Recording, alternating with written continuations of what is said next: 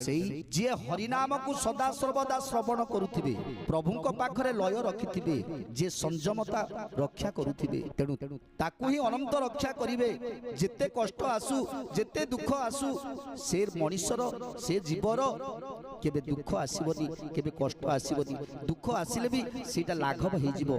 तेणु जहाकू रखिबे अनंत की करि पारे बलवंत। कठोर सत्य जे पाळिबो तेबे गोविंद पाइब ए कली काले नाम सार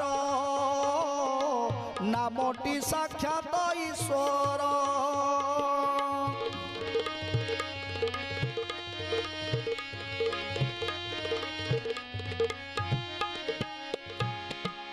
ए कठोर सत्य को जे उपलब्धि करिवे ए कठोर सत्य को जे ग्रहण करिवे जे एकमात्र